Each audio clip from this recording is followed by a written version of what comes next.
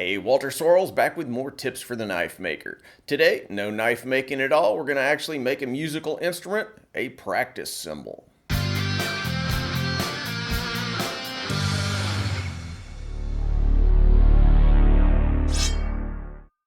So this is a knife making channel, but every now and then I kind of like to take some of my knife making skills and transport them into some other realm, and this is one of those days.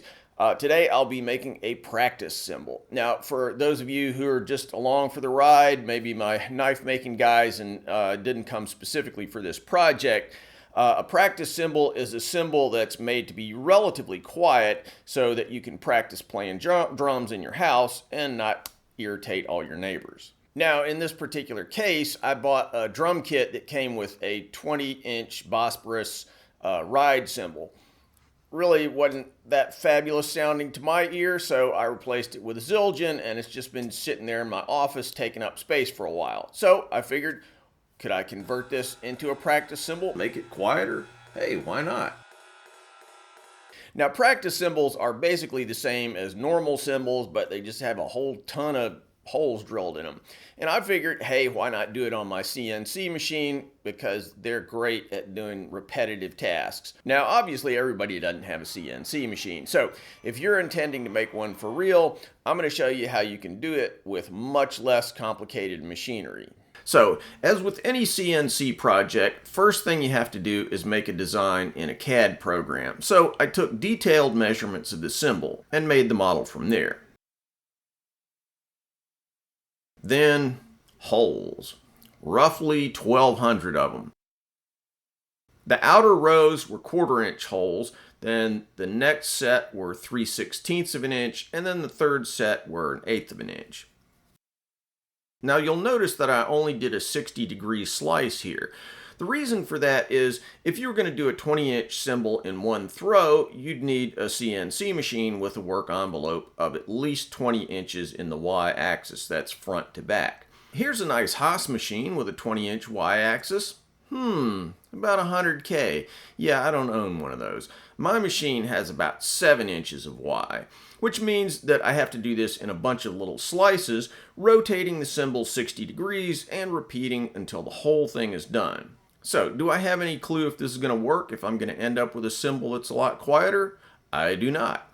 I can tell you that it'll probably take most of my weekend to find out. And then I'll probably have a truly horrible sounding cymbal, something that I could have bought at Guitar Center for like $100. But if it works and reduces the volume by 8 million decibels, oh, the satisfaction. So before filling the cymbal with holes, I'll set the cymbal up and, using every ounce of scientific knowledge I have, test the cymbal to see how loud it is.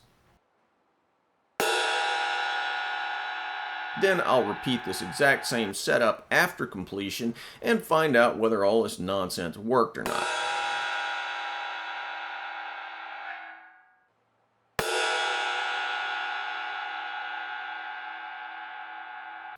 Set up exactly 20 inches from the bell, my dB measuring app measures an average of 100.18 decibels on hard struck singles.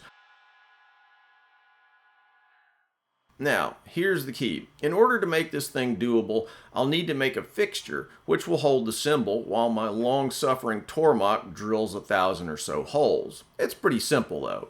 As a base, I'll be using a pallet I made from my Pearson pallet system, which has a ton of tapped 1/4-20 holes. Onto that, I'll attach the fixture itself, which I'll make from plywood. I'll rip it the same width as my pallet on my table saw. Then on top, I'll mount this little spacer block which I've profiled on my belt grinder to fit inside of the bell. I rounded it on my belt grinder to fit the bell as closely as possible. That way when I tighten it on with a bolt and washer, I won't distort the shape of the cymbal. I'll mark out all the holes, then drill them on my drill press.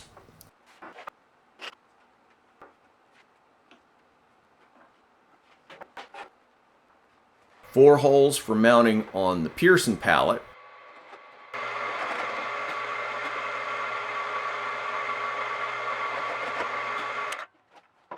And then one for the cymbal. So I'll drill a little pilot hole on the top side, then I'll flip, and using a spade bit, I'll rebate a hole for the washer and the bolt head. Then the 1/2 inch hole for the 1/2 inch bolt itself, which mates perfectly with the 1/2 inch hole in the belt. No slop, so that as you rotate it, it's not going to move around, and all your holes will run true to the center of the cymbal.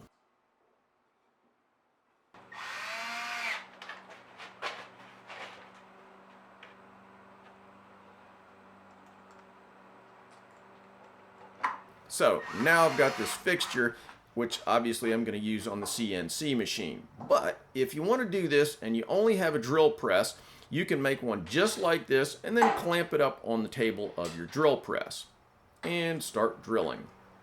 Drill, rotate, drill, rotate, drill, rotate.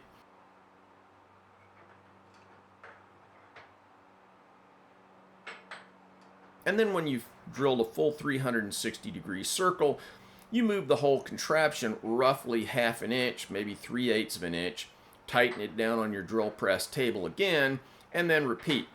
And you continue until you have a ton of holes, or your arm falls off, which will actually probably be the first thing that happened. But it will work. It's just a question of how committed you are.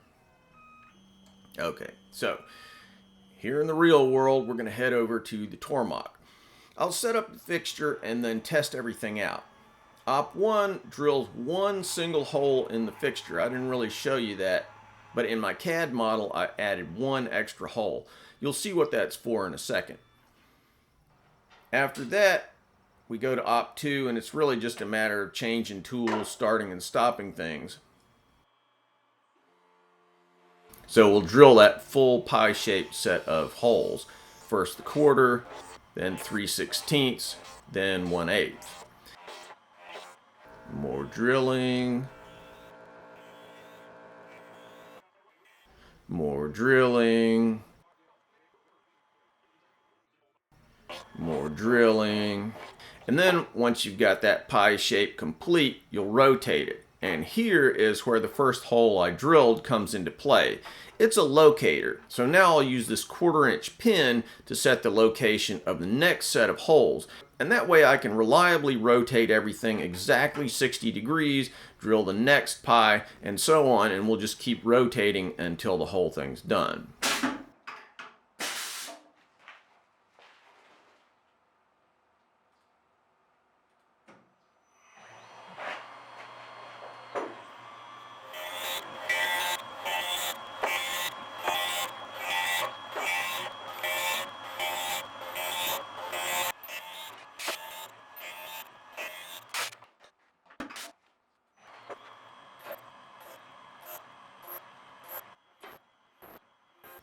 And we're done. It took roughly 2 hours. And now for the moment of truth. I'll duplicate my setup, everything measured down to the last millimeter. And we'll see what the verdict is.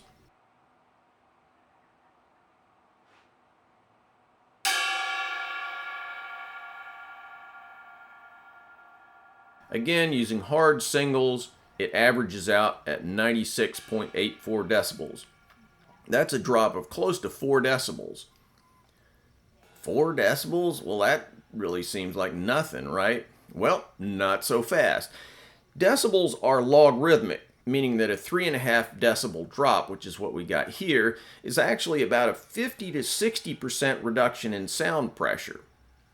Subjectively, these sound a lot quieter to my ear. The difference between 100 and 90 decibels is the difference between a motorcycle and a kid's squeeze toy. Huge difference. Zildjian claims their L80s offer a 70 to 80% drop over conventional cymbals, meaning about 6 decibels. So I guess if I had this to do over, I'd pack the holes a little bit tighter. But still, this is actually an appreciable drop in the sound level. So, is this going to hack it for an apartment practice rig? No. But for a house in a subdivision, sure. And it's worth pointing out that I was trying to extract maximum volume from the cymbal for the test. Using normal technique, just spang-a-langing away, you're probably looking at more like 90 to 92 decibels, which my suburban neighbors probably can't even hear when they're out in the yard. Nice. Now, I have a little practice rig set up in front of my TV with a Remo silent stroke mesh head on my snare, a beater that's just kind of whacking into this little foam pad that I set up, and a hi-hat. And I'm definitely going to add this new cymbal to my practice set. Total win here. Interesting little side note, I actually kind of like the sound of it better now with all the holes in it than I did originally. Go figure. All right, well, thanks for watching, and we'll see you soon next time with a real knife project. Thanks for watching, guys. If you like what we're doing here, please subscribe and make sure that you click on that bell so you get notified of all the latest videos. Want to buy a knife from me? Check out my modern blades at tacticsarmory.com. Digging the channel? You can support our video making efforts on Patreon. You know, I've been banging away on these videos for like 10 years, so I hope you'll show some love for all that hard work. Link in the cards and descriptions. Finally, if you're interested in making Japanese swords, check out my full line of Japanese sword videos where I show how to forge Japanese swords as well as how to polish them and how to make fittings, handles, and scabbards. WalterSorrellsBlades.com.